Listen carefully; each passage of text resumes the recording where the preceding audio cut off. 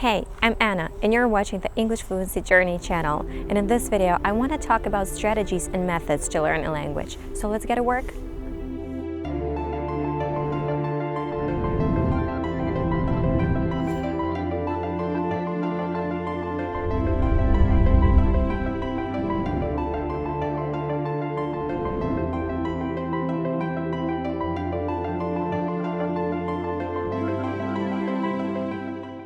First, we'll talk about strategic planning.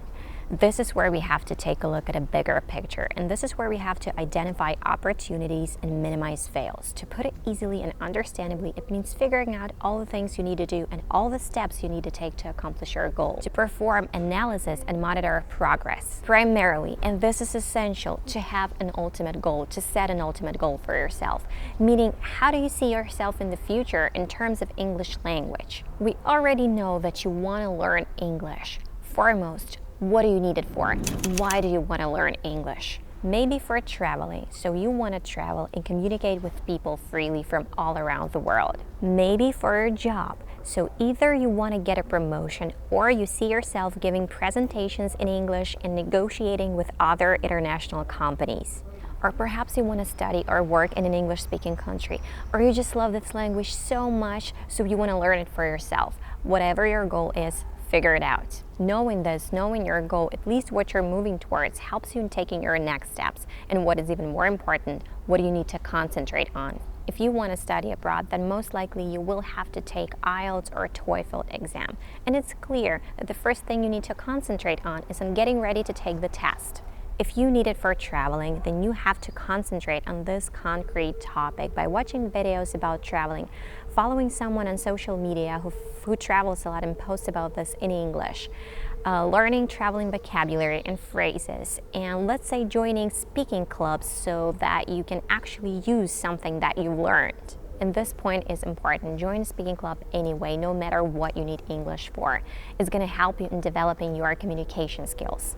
If you need it for your job, then focus on business English. Watch videos and programs about your specific field of work. Consequently, you'll see what typical vocabulary and phrases are used in your area of expertise and how people communicate in business environment. When you have this purpose, you are more engaged in learning. The second point, think of your current situation and assess it. You're a mom or dad of 2 or 3 kids. You have a full-time job and maybe plus some home chores and plus kids.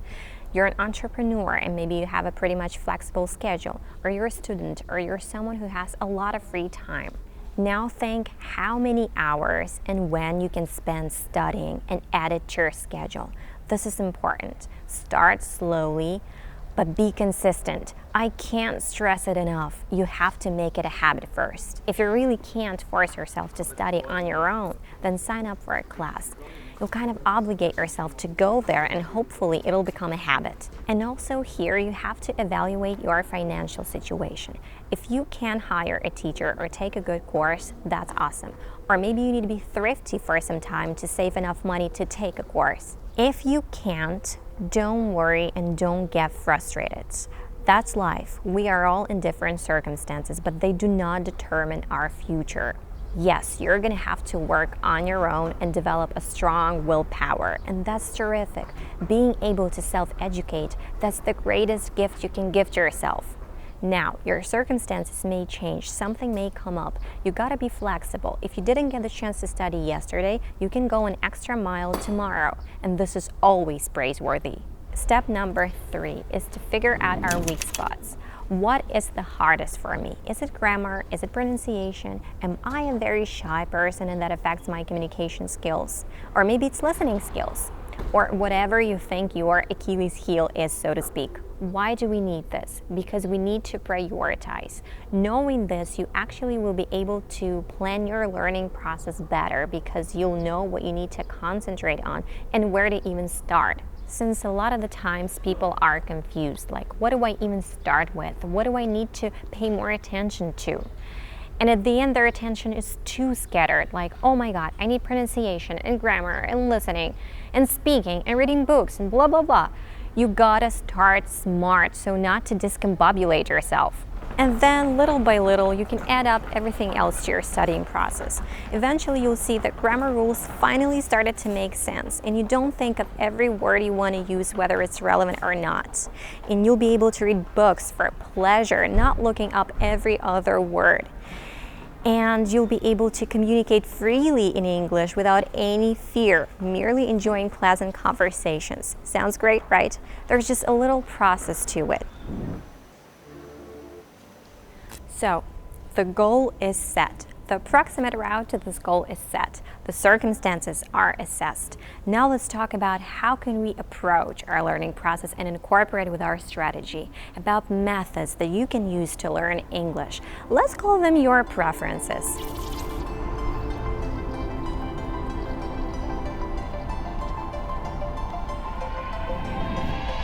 Some people are studious. They like to study, like for real.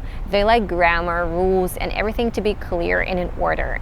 To be honest, I struggle with this a little bit because I'm from that opposite camp. I like keeping things simpler, relaxed, fun, yet effective. I want it all. So the first method is Systemized method. This is for people who like everything to be in order, or for those people who are craving for this order, when it's not exactly in their nature, but they know that they need this because it's going to help them to stay determined and concentrated. Especially if you're working on your English under your own steam, or if you have a busy schedule, it's very effective as long as you follow it. This method is based on structuring and organizing, and it's all about planning. Make your study timetable, set a time and place, and pencil it in your schedule. You need this quiet time and free from distractions place where you can concentrate. And get some notebooks and pencils so you can write things down, or some other technology. When you're reading something or watching something, you may want to write down something new so not to forget it and review it later. And try to carry around some notebook with you just in case if you're listening to a podcast and you want to write something down. Or use voice memos on your phone and record something that you want to remember. And also, it'll be a good speaking practice. Now back to scheduling. Let's say you really want to understand tenses in English, then this is where you start. We live in the era of information explosion. You can find all that you need online, free. You can watch videos on a vast variety of topics, and you can connect to literally anyone in the world from anywhere in the world, not to mention someone who teaches English if you really need some help. So before your studying hour, you want to make sure that you have all the resources and info that you need. The same with idioms, vocabulary, or working on your pronunciation. Pencil it in and work on it. You can mix it up so not to get bored. And don't forget to have fun. Your studying process can be fun yet effective. Okay, let's say you have a free hour on Monday's evening and a free hour on Wednesday's morning, and on Friday you have a 2-hour break from work, so you can spend 1 hour studying English. So Monday can be your accent and pronunciation / vocabulary training, because when you work on your pronunciation, you inevitably work on your vocabulary. Wednesday can be your grammar day. You can take the present tense and work on it, or some other grammar point. And a very effective way here is, if you're working on your own, is to read the information and then try to explain it to yourself. Not to read it, but to explain it like you would explain it to someone else. But if you had a partner for this thing, that would be awesome. And also you can come up with relating questions and give full answers. This is very effective as well. And if you search, you'll even find some websites with tests to check yourself. And let's say on Friday, you'll watch some TV show and analyze it. You'll write down some new words, expressions, and you'll even do some shadowing. And on your way to work, or college, or kindergarten to pick up your kids, you can listen to some podcasts. Well, that's for kicking off. You can always change something. You can always add or cut out something. You are making decisions here. Okay, we had to get out from the sun. So the second method is a total immersion method. Immerse yourself in the language as much as it is possible for you. The point here is to create an environment as close to natural as you can. This one's awesome and challenging in the same time. This is when you decided, okay, I want to learn English and I want to achieve a native speaker level. And you got to be firm in your decision, because there will be times when you'll want to quit and you're going to have to fight it. because the moment when we want to give up is the moment of our breakthrough. One hack that'll help you: you have to trick your mind. You know that everything's about mindset. Imagine as if you were thrust in the situation where you have to live in an English-speaking country, and all that you hear, all that you read, all that you watch is in English, and you simply have no choice. You want to blend in, you want to make friends, you want to have social life, you want to work, and you want to be respected. And now you have to turn this immersion environment mode on. There's not much to explain. Everything that you do from now on is in English. Read, watch, speak. Easier said than done. I know what I'm talking about. It worked for me perfectly after trying a lot of things that hadn't given me the result that I wanted. I looked at my baby and I realized that the way that children learn is natural and ideal. First, all they do, they listen, and it's not like their parents explain every single thing to them. No, they simply soak up all the information. Then they start to talk. Then they start to ask a lot of questions. And only then read and write and dealing with grammar. Now think a little bit about this. Every native speaker went through the same process. By the time you talk to an adult native speaker, they have had years and years of practice and exposure to the language. There's nothing supernatural. Nobody's born with perfect speaking and listening skills. All of that has to develop, and it needs time, and you need time, and continuous and consistent practice. I speak with my kid, with my husband, talk to myself in English, practice a lot. Shadowing technique works like a charm. Even all the things that I'm curious about or I need to find information on are in English. On the ways to connect with people, to practice and communicate and have lessons or ask questions, I've talked a lot. But I'm still going to put all the links in the descriptions to all the websites that I know, the names of apps and groups. In the beginning of this method, of course, you'll spend a lot of time with the dictionary. This is inevitable. This is just a part of this process. And sometimes it'll feel like your brain is melting and leaking out through your ears. And that's normal. It means you're getting used to it. If this is too much for you, you can start slower, not right away and not that intensely. But after some time, I switched to the next method because that wasn't enough. Remember, you can choose a method to start with that is suitable for you. Maybe you're ready to start with the hardest one right away. And the hardest one is combined method. It's when we combine two of those previously mentioned methods. In addition to all that immersion and developing a natural comprehension, you'll need a quality practice time as well, like working on your pronunciation or dealing with grammar. So basically, English is all around you all the time, and plus you add those scheduled lessons, that systemized method. And not only you can work by yourself, but also you can hire a teacher or use different websites to learn from native speakers. And you can sign up for a pronunciation and accent reduction course. There are a lot of options. Keep in mind, those are extremes. This is when you have perfect circumstances. You can scale the degree of intensity. You can play with those methods. This is your life and you have to make it work for you. You can change or add whatever you want or think would be better for you. The fourth method is passive learning method. This one is the easiest, but of course not that effective, but not useless. If you don't have the goal to get to the core of English language and you're learning English for yourself, for fun, for traveling, but you don't mind the additional bonus of better perception and grasp of English, then this one is for you. The point here is to emancipate yourself from all the schedules, special preparations, and deliberate practice. The only thing that you will have to do is to always have some videos in the background. Some educational videos, even on grammar, or TV shows, or favorite programs, whatever. I assure you, your brain will catch on something. And if you suddenly get curious about something and you want to pause the video and listen to that piece again and maybe look up some words, don't overthink it. By all means, go for it. So the first method keeps your brain calm. It basically prevents you from burning out and quitting because it's methodical and efficient. The second and the third make your brain go crazy in the beginning. They require strength of character, but they are very rewarding. If you have some other methods that work perfectly for you, this is awesome. This is not math. These are not rules. You can apply whatever you want. Now, some of the things that are applicable to any method. Note this: always search a way to apply your knowledge. If you're learning English for studying abroad, for work, or traveling, that shouldn't be a problem.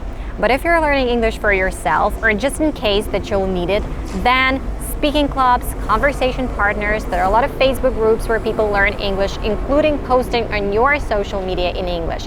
Everything counts. Review and repeat. This is profound.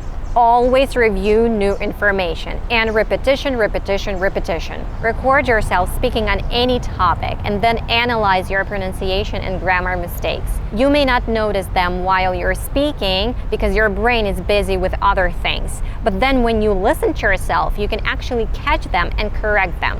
One super important thing is to be focused on the present moment, on the thing that you're doing right now. You're working on your pronunciation right now, give it your full attention and be conscious about it. And enjoy your path. Concentrate on your path, not on your ultimate goal.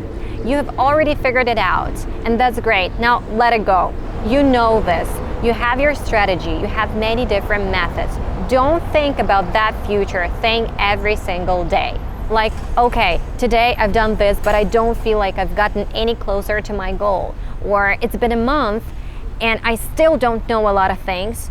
Or yesterday I had this conversation and I just kept forgetting words. Focusing on this and telling yourself these stories, you end up demotivating yourself.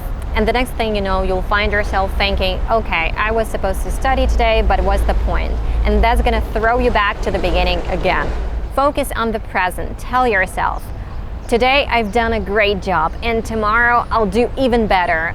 Or, okay, today I didn't get the chance to study, but that's okay. I have a plan and I'll do a little more tomorrow. Give yourself time and keep yourself motivated because only you are the ones who can do that. And give yourself a permission to make mistakes. It's inevitable. Just deal with that. You've made a mistake, correct yourself, and move on. That all being said, I have to tell you, I've talked to some people who've told me, okay, all of your advice is good, but no matter what I do, nothing seems to work. And then when I ask them, but what do you actually do? Do you read in English at least a couple of times a week? The answer is, well, not exactly. Do you watch movies, TV shows, videos in English? Well, no, it's too hard, but I listen to music in English all the time. Have you tried to find someone to talk to? Have you tried to join a speaking club? Have you tried to hire a teacher? Have you tried to take a course? And all that I hear, I can't afford this, I don't have time, I don't like speaking clubs, I don't really like this website. No, I do not record myself because it feels uncomfortable and stupid. And then they ask me, but can you tell me what do I do? They have thousands and thousands of reasons why they can't do this. And I have only one answer to this. I wish I could wake up tomorrow morning and know English perfectly, and Spanish and French, but I don't have any magic powers. I can't do the work instead of you. One piece of advice, don't focus on something that you can't do. Let's not search for problems, but rather their solutions. Well, thank you guys for watching. If you aren't subscribed yet and you like our channel, consider subscribing. And don't forget to click the notifications bell to be the first one to know when we upload new videos. And thumbs up. Bye.